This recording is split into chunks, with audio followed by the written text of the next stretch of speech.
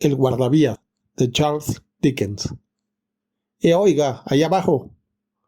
Cuando oyó la voz que así lo llamaba, se encontraba de pie en la puerta de su caseta, empuñando una bandera enrollada a un corto palo. Cualquiera hubiera pensado, teniendo en cuenta la naturaleza del terreno, que no cabía duda sobre la procedencia de la voz. Pero en lugar de mirar hacia arriba, hacia donde yo me encontraba, sobre el escarpado terraplén situado casi directamente encima de su cabeza, el hombre se volvió y miró hacia la vía. Hubo algo especial en su manera de hacerlo, pero, aunque me hubiera ido en ello la vida, no habría sabido explicar en qué consistía.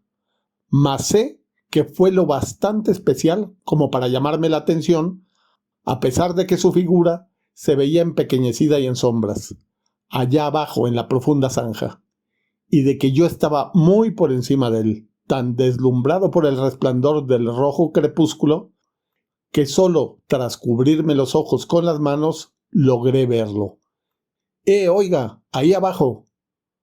Dejó entonces de mirar a la vía, se volvió nuevamente y alzando los ojos vio mi silueta muy por encima de él. ¿Hay algún camino para bajar y hablar con usted? Él me miró sin replicar, y yo le devolví la mirada sin agobiarle con una repetición demasiado precipitada de mi ociosa pregunta. Justo en ese instante, el aire y la tierra se vieron estremecidos por una vaga vibración transformada rápidamente en la violenta sacudida de un tren que pasaba a toda máquina y que me sobresaltó hasta el punto de hacerme saltar hacia atrás, como si quisiera arrastrarme tras él. Cuando todo el vapor que consiguió llegar a mi altura hubo pasado y se diluía ya en el paisaje, volví a mirar hacia abajo y lo vi volviendo a enrollar la bandera que había agitado al paso del tren. Repetí la pregunta. Tras una pausa, en la que pareció estudiarme con suma atención, señaló con la bandera enrollada hacia un punto situado a mi nivel, a unas 2 o 3 yardas de distancia. Muy bien, le grité, y me dirigí hacia aquel lugar. Allí, a base de mirar atentamente a mi alrededor, encontré un tosco y zigzagueante camino de bajada excavado en la roca y lo seguí. El terraplén era extremadamente profundo y anormalmente escarpado. Estaba hecho en una roca pegajosa que se volvía más húmeda y rezumante a medida que descendía. Por dicha razón, me encontré con que el camino era lo bastante largo como para permitirme recordar el extraño ademán de indecisión o coacción con que me había señalado el sendero. Cuando hube descendido lo suficiente para volverlo a ver, observé que estaba de pie entre los raíles por los que acababa de pasar el tren, en actitud de estar esperándome. Tenía la mano izquierda bajo la barbilla y el codo descansando en la derecha, que mantenía cruzada sobre el pecho. Su actitud denotaba tal expectación y ansiedad que por un instante me detuve asombrado. Reanudé el descenso y al llegar a la altura de la vía y acercarme a él, pude ver que era un hombre moreno y cetrino, de barba oscura y cejas bastante anchas.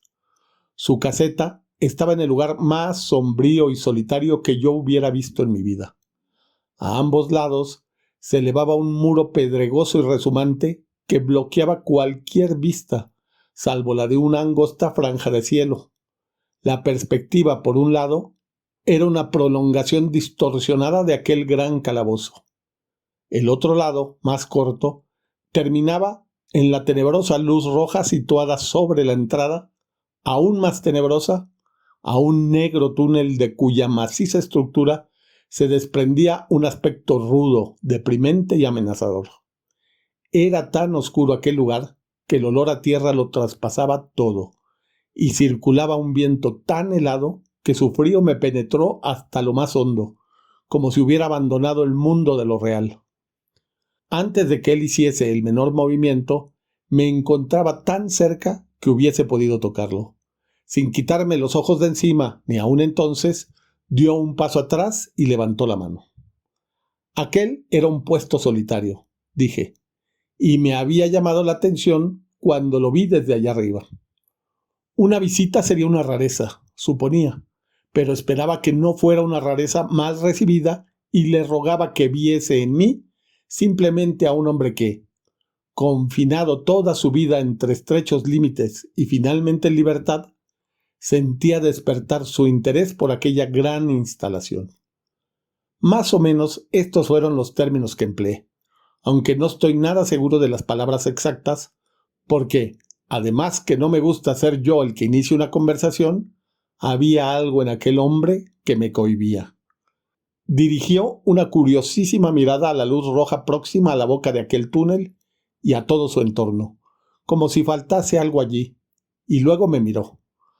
Aquella luz está a su cargo, ¿verdad? ¿Acaso no lo sabe? Me respondió en voz baja. Al contemplar sus ojos y su rostro saturnino, me asaltó la extravagante idea de que era un espíritu, no un hombre. Desde entonces, al recordarlo, he especulado con la posibilidad de que su mente estuviera sufriendo una alucinación. Esta vez fui yo quien dio un paso atrás, pero al hacerlo, noté en sus ojos una especie de temor latente hacia mí. Esto anuló la extravagante idea. «Me mira», dije con una sonrisa forzada, como si me temiera.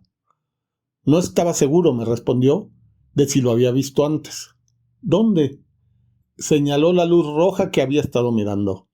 «¿Allí?», dije. Mirándome fijamente, respondió, sin palabras, «sí». «Mi querido amigo, ¿qué podría haber estado haciendo yo allí? De todos modos, sea como fuere, nunca he estado allí, puede usted jurarlo». «Creo que sí», asintió. «Sí, creo que puedo». Su actitud, lo mismo que la mía, volvió a la normalidad y contestó a mis comentarios con celeridad y soltura. ¿Tenía mucho que hacer allí? Sí, es decir, tenía suficiente responsabilidad sobre sus hombros, pero lo que más requería de él era exactitud y vigilancia, más que trabajo propiamente dicho. Trabajo manual no hacía prácticamente ninguno. Cambiar alguna señal, vigilar las luces y dar la vuelta a una manivela de hierro de vez en cuando era todo cuanto tenía que hacer en ese sentido.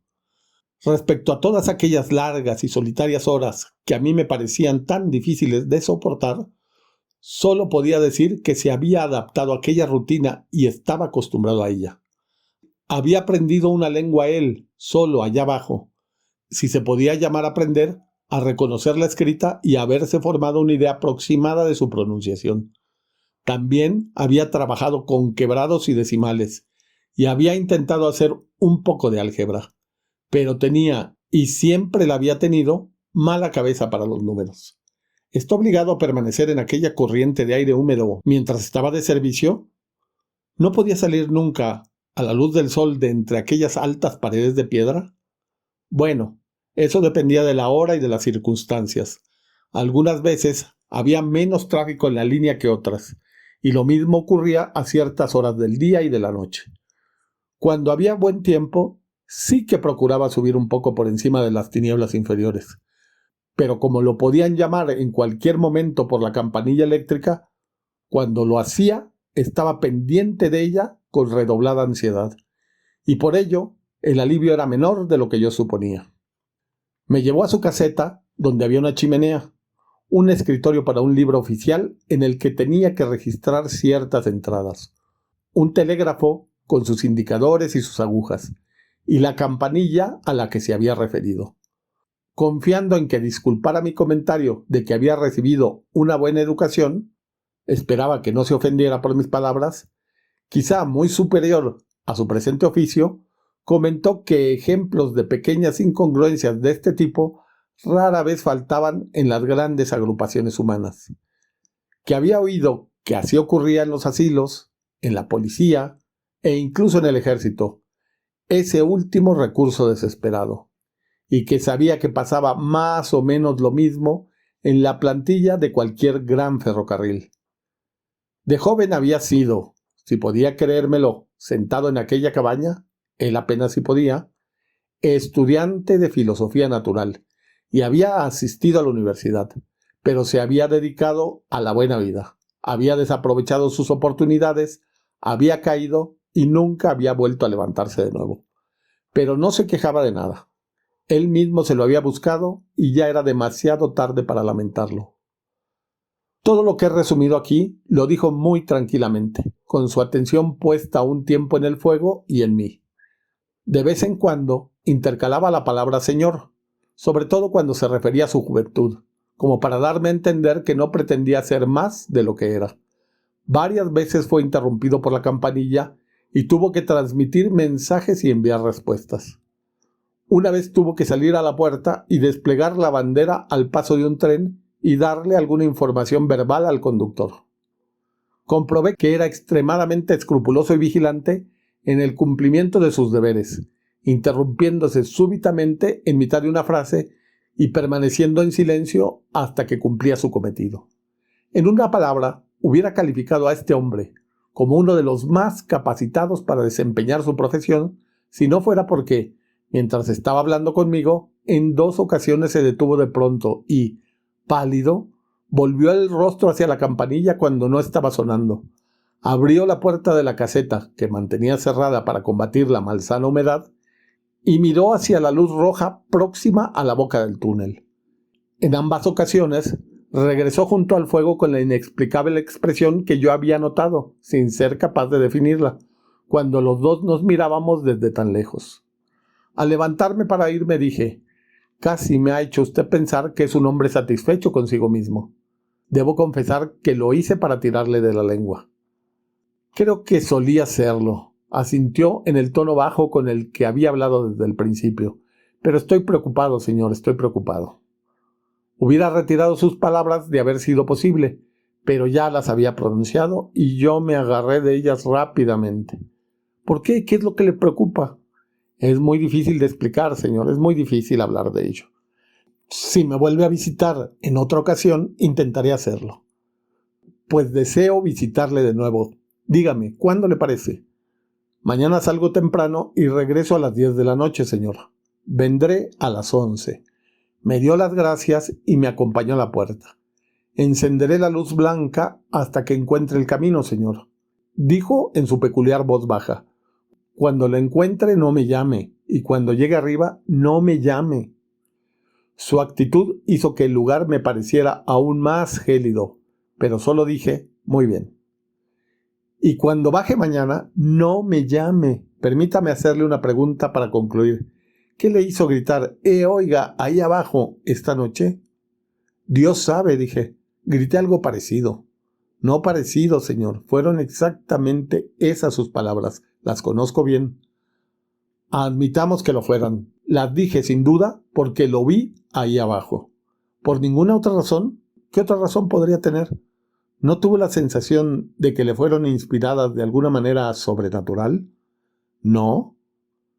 Me dio las buenas noches y sostuvo en alto la luz. Caminé a lo largo de los raíles con la desagradable impresión de que me seguía un tren hasta que encontré el sendero. Era más fácil de subir que de bajar y regresé a mi pensión sin ningún problema. A la noche siguiente, fiel a mi cita, puse el pie en el primer peldaño del zigzag, justo cuando los lejanos relojes daban las 11. El guardavía me esperaba abajo, con la luz blanca encendida. «No he llamado», dije cuando estábamos ya cerca. «¿Puedo hablar ahora?» «Por supuesto, señor». «Buenas noches, y aquí tiene mi mano». «Buenas noches, señor, y aquí tiene la mía». Tras lo cual anduvimos el uno junto al otro hasta llegar a una caseta. Entramos, cerramos la puerta y nos sentamos junto al fuego. «He decidido, señor», empezó a decir, inclinándose hacia adelante, tan pronto estuvimos sentados y hablando en un tono apenas superior a un susurro, «que no tendrá que preguntarme por segunda vez lo que me preocupa. Ayer tarde le confundí con otra persona. Eso es lo que me preocupa. ¿Es equivocación? No, esa otra persona. ¿Quién es? No lo sé. ¿Se parece a mí? No lo sé. Nunca le he visto la cara. Se tapa la cara con el brazo izquierdo y agita el derecho violentamente. Así». Seguí su gesto con la mirada y era el gesto de un brazo que expresaba con la mayor pasión y vehemencia algo así como: «Por Dios santo, apártese de la vía». «Una noche de luna», dijo el hombre, «estaba sentado aquí cuando oí una voz que gritaba: oiga, ahí abajo». Me sobresalté. Miré desde esa puerta y vi a esa persona de pie junto a la luz roja cerca del túnel. agitando el brazo como acabo de mostrarle. La voz sonaba ronca de tanto gritar y repetía «¡Cuidado, cuidado!» y de nuevo «oiga, ahí abajo, cuidado!». Cogí el farol, lo puse en rojo y corrí hacia la figura gritando «¿Qué pasa? ¿Qué ha ocurrido? ¿Dónde?». Estaba justo a la salida de la boca del túnel. Estaba tan cerca de él que me extrañó que continuase con la mano sobre los ojos. Me aproximé aún más y tenía ya la mano extendida para tirarle de la manga cuando desapareció. ¿Dentro del túnel?, pregunté. No, seguí corriendo hasta el interior del túnel unas 500 yardas. Me detuve, levanté el farol sobre la cabeza y vi los números que marcan las distancias, las manchas de humedad en las paredes y el arco. Salí corriendo más rápido aún de lo que había entrado, porque sentía una aversión mortal hacia aquel lugar, y miré alrededor de la luz roja con mi propia luz roja. Y subí las escaleras hasta la galería de arriba y volví a bajar y regresé aquí. Telegrafié en las dos direcciones. ¿Pasa algo? La respuesta fue la misma en ambas, sin novedad. Resistiendo el helado escalofrío que me recorrió lentamente la espina dorsal, le hice ver que esta figura debía ser una ilusión óptica y que se sabía que dichas figuras, originadas por una enfermedad de los delicados nervios que controlan el ojo, habían preocupado a menudo a los enfermos y algunos habían caído en la cuenta de la naturaleza de su mal e incluso lo habían probado con experimentos sobre sí mismo. Y respecto al grito imaginario, dije, no tiene sino que escuchar un momento al viento en este valle artificial mientras hablamos tan bajo y los extraños sonidos que hace en los hilos telegráficos.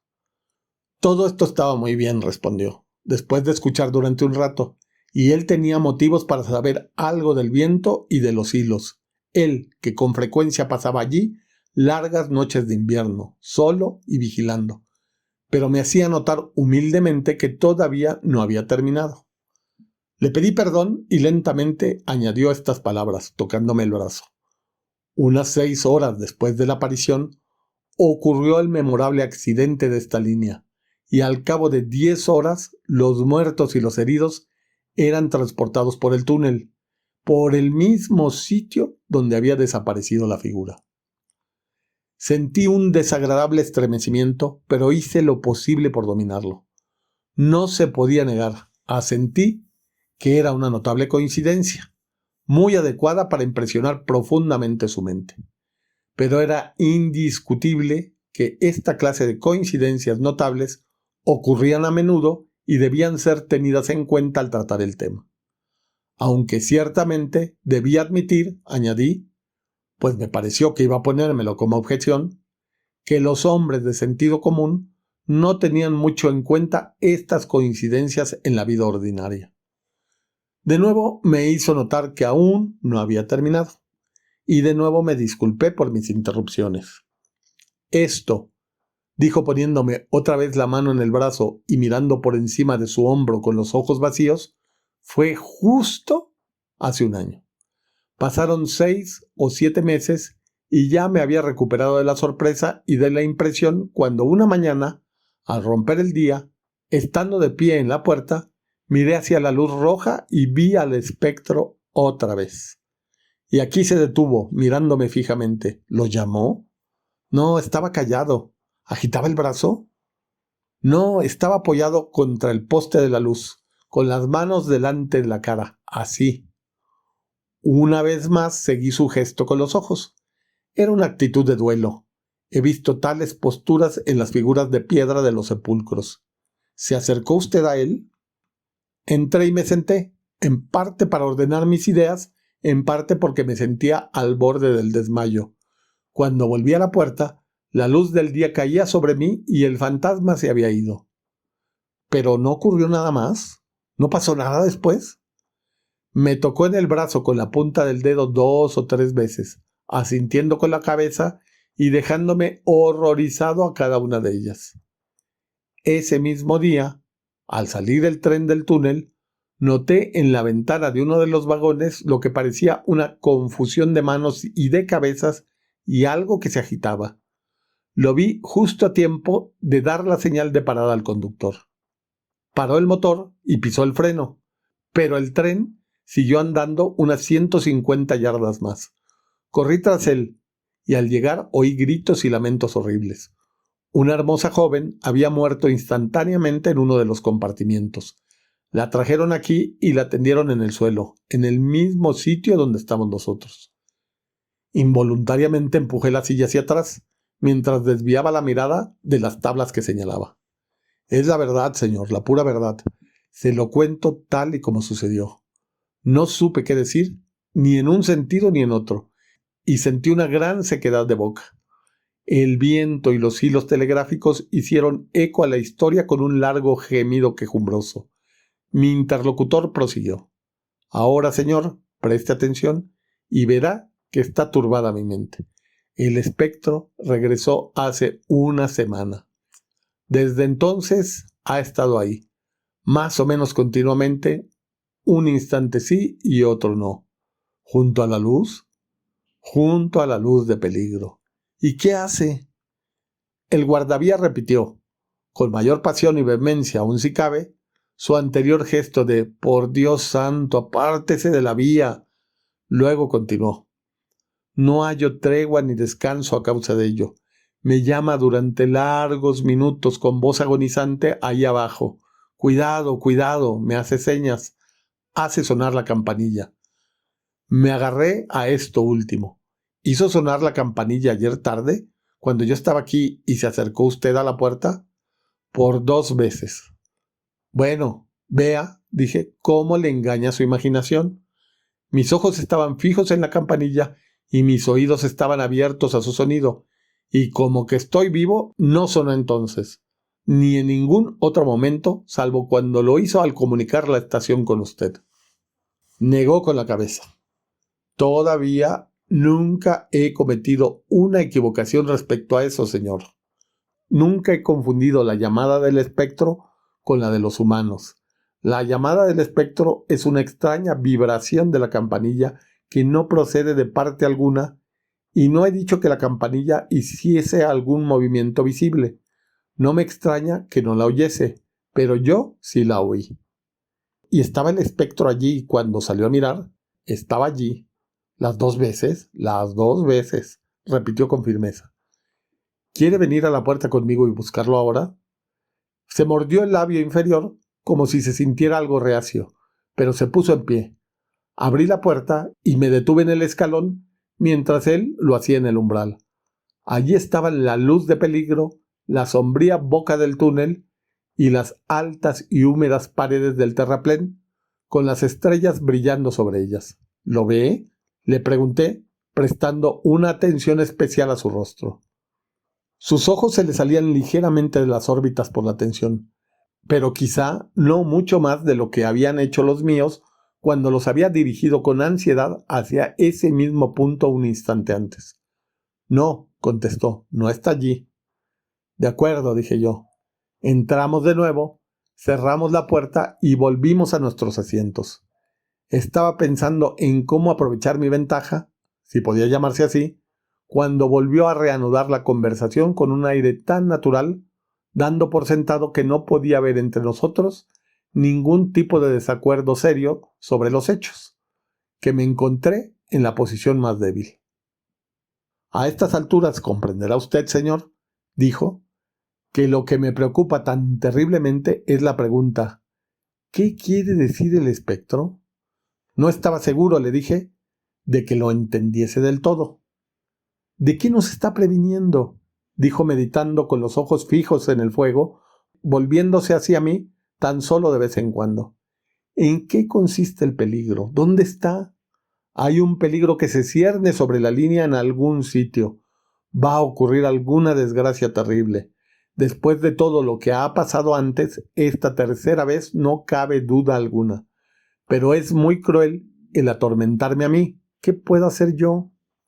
Se sacó el pañuelo del bolsillo y se limpió el sudor de la frente. Si envío la señal de peligro en cualquiera de las 2 direcciones o en ambas, no puedo dar ninguna explicación.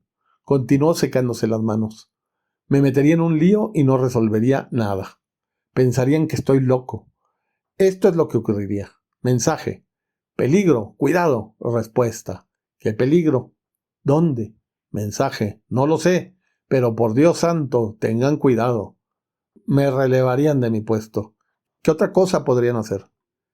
El tormento de su mente era penoso de ver. Era la tortura mental de un hombre responsable, atormentado hasta el límite por una responsabilidad incomprensible en la que podrían estar en juego vidas humanas. Cuando apareció por primera vez junto a la luz de peligro, continuó echándose hacia atrás el oscuro cabello y pasándose una y otra vez las manos por las sienes en un gesto de extremada y enfebrecida desesperación. ¿Por qué no me dijo dónde iba a suceder el accidente, si era inevitable que sucediera? ¿Por qué, si hubiera podido evitarse, no me dijo cómo impedirlo? Cuando durante su segunda aparición escondió el rostro, ¿por qué no me dijo, en lugar de eso, alguien va a morir? Haga que no salga de su casa. Si apareció en las dos ocasiones solo para demostrarme que las advertencias eran verdad y así prepararme para la tercera, ¿por qué no me advierte claramente ahora? ¿Y por qué a mí, Dios me ayude, un pobre guardavía en esta solitaria estación? ¿Por qué no se lo advierte a alguien con el prestigio suficiente para ser creído y el poder suficiente para actuar? Cuando lo vi en aquel estado, comprendí que, por el bien del pobre hombre y la seguridad de los viajeros, lo que tenía que hacer en aquellos momentos era tranquilizarlo. Así que, dejando a un lado cualquier discusión entre ambos sobre la realidad o irrealidad de los hechos, le hice ver que cualquiera que cumpliera con su deber a conciencia actuaba correctamente y que, por lo menos, le quedaba el consuelo de que él comprendía su deber, aunque no entendiese aquellas desconcertantes apariciones. En esta ocasión tuve más éxito que cuando intentaba disuadirlo de la realidad del aviso. Se tranquilizó. Las ocupaciones propias de su puesto empezaron a reclamar su atención cada vez más conforme avanzaba la noche. Lo dejé solo a las 2 de la madrugada. Me había ofrecido a quedarme toda la noche, pero no quiso ni oír hablar de ello. No me avergüenza confesar que me volví más de una vez a mirar la luz roja mientras subía por el sendero, y que no me gustaba esa luz roja, y que hubiera dormido mal si mi cama hubiera estado debajo de ella. Tampoco veo motivo para ocultar que no me gustaban las dos coincidencias del accidente y de la muerte de la joven. Pero lo que fundamentalmente ocupaba mi mente era el problema de cómo debía yo actuar una vez convertido en confidente de esta revelación. Había comprobado que el hombre era inteligente, vigilante, concienzudo y exacto. Pero ¿durante cuánto tiempo podía seguir así en su estado de ánimo? A pesar de lo humilde de su cargo, tenía una importantísima responsabilidad. ¿Me gustaría a mí, por ejemplo, arriesgar mi propia vida confiando en la posibilidad de que continuase ejerciendo su labor con precisión? Incapaz de no sentir que sería una especie de traición si informase a sus superiores de lo que me había dicho, sin antes hablar claramente con él para proponerle una postura intermedia, resolví por fin ofrecerme a acompañarlo, conservando de momento el secreto, al mejor médico que pudiésemos encontrar por aquellos alrededores y pedirle consejo. Me había advertido que la noche siguiente tendría un cambio de turno y saldría 1 hora o 2 después del amanecer, para empezar de nuevo después del anochecer. Yo había quedado en regresar de acuerdo con este horario. La tarde siguiente fue una tarde maravillosa y salí temprano para disfrutarla. El sol no se había puesto del todo cuando ya caminaba por el sendero cercano a la cima del profundo terraplén. Seguiré paseando durante 1 hora, me dije a mí mismo. Media hora hacia un lado y media hora hacia el otro. Y así haré tiempo hasta el momento de ir a la caseta de mi amigo el guardavía. Antes de seguir el paseo, me asomé al borde y miré mecánicamente hacia abajo, desde el punto en que lo vi por primera vez. No puedo describir la excitación que me invadió cuando, cerca de la entrada del túnel, vi la aparición de un hombre, con la mano izquierda sobre los ojos, agitando el brazo derecho apasionadamente. El inconcebible horror que me sobrecogió pasó al punto, porque enseguida vi que esta aparición era en verdad un hombre y que, de pie y a corta distancia, había un pequeño grupo de otros hombres para quienes parecía estar destinado el gesto que había hecho. La luz de peligro no estaba encendida aún. Apoyada en su poste y utilizando unos soportes de madera y lona, había una tienda pequeña y baja que me resultaba totalmente nueva. No parecía mayor que una cama. Con la inequívoca sensación de que algo iba mal y el repentino y culpable temor de que alguna desgracia fatal hubiera ocurrido por haber dejado al hombre allí y no haber hecho que enviaran a alguien a vigilar o a corregir lo que hiciera, descendí el sendero excavado en la roca a toda la velocidad de la que fui capaz. ¿Qué pasa?, pregunté a los hombres. Ha muerto un guardavía esta mañana, señor. ¿No sería el que trabajaba en esta caseta? Sí, señor. ¿No el que yo conozco? Lo reconocerá si le conocía, señor, dijo el hombre que llevaba la voz cantante, descubriéndose solemnemente y levantando la punta de la lona, porque el rostro está bastante entero. ¿Pero cómo ocurrió? ¿Cómo ocurrió? Pregunté volviéndome de uno a otro mientras la lona bajaba de nuevo. Lo arrolló la máquina, señor. No había nadie en Inglaterra que conociese su trabajo mejor que él, pero por algún motivo estaba dentro de los raíles. Fue en pleno día. Había encendido la luz y tenía el farol en la mano. Cuando la máquina salió del túnel, estaba vuelto de espaldas y le arrolló. Ese hombre la conducía y nos estaba contando cómo ocurrió. Cuénteselo al caballero, Tom. El hombre, que vestía un burdo traje oscuro, regresó al lugar que ocupara anteriormente en la boca del túnel. Al dar la vuelta a la curva del túnel, señor, dijo, lo vi al fondo, como si lo viera por un catalejo. No había tiempo para reducir la velocidad y sabía que él era muy cuidadoso. Como no pareció que hiciera caso del silbato, lo dejé de tocar cuando nos echábamos encima de él y lo llamé tan alto como pude. ¿Qué dijo usted? Oiga, allá abajo, cuidado, cuidado.